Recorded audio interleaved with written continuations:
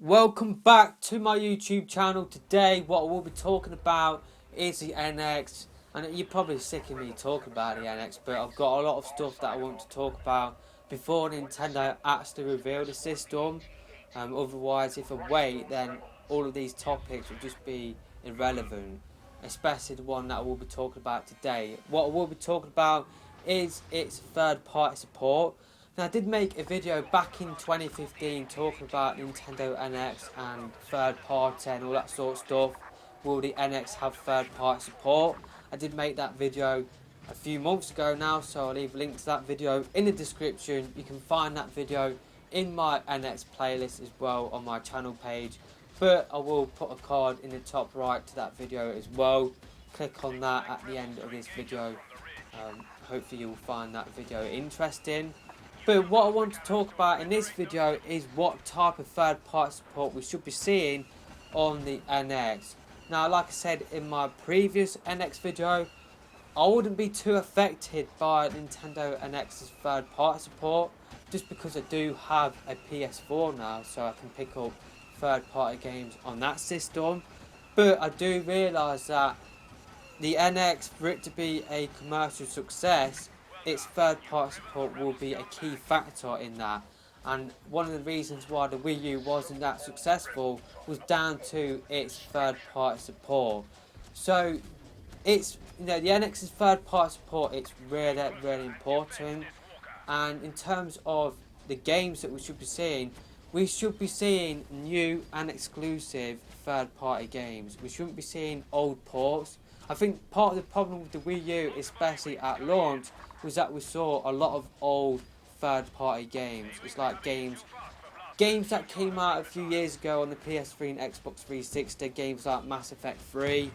You had Darksiders as well. You've got many examples that I'm forgetting at this moment in time. But a lot of the third party games that we did see at the launch of the Wii U did come out on the PS3 and 360 a few years before the Wii U's launch. So that wasn't really that impressive for people that already own those systems. And like I said a few weeks ago, it's going to be hard to persuade people that already own a PS4 to actually pick up an NX, especially if the NX does have old third party games. I just can't see gamers picking up the NX if those third party games are already out on the PS4 and Xbox One. I guess if the NX does come out in November and some third party games were released in the September of the same year, or maybe a few months before that November, then I think that is acceptable. But if the game's been out for a couple of years on other systems, I just can't see gamers like wanting to play those games on the NX, wanting to buy an NX for those games that came out 2 years ago. The proof is with the Wii U. That put off quite a lot of people, which is why I'm saying that the third party games, especially at launch, should be new. We should be seeing new third party games. We should be seeing games that are coming out on the PS4 and Xbox One, and then they come out on the NX around the same time, or at the same time, on the same date. I think should be happening with the NX. I think then people might think the NX will have third party support. It will send out a message that the NX will be a viable option to get your third party games this generation, unlike previous generations. And I feel like these third party developers, they shouldn't test out the waters with old ports. They should just pretty much do what they normally do on the other systems, because then you will actually persuade people to actually get an NX and get your third party games. It's the whole chicken and egg situation. Third parties want install base there, which is why they do test out the waters with old ports. But then gamers and customers, they look at that and think, well, I can already play those games on a system that I already own. What is the point in me going out and spending £300, $300 on a new system where I can already play those games on my system at home? So that is why the NX, it needs new third party games. It will send out a message, like I said, that it will be a viable option. I think if you throw in a couple of good exclusive third party games in there as well, then you really will be persuading people to pick up an NX for third party.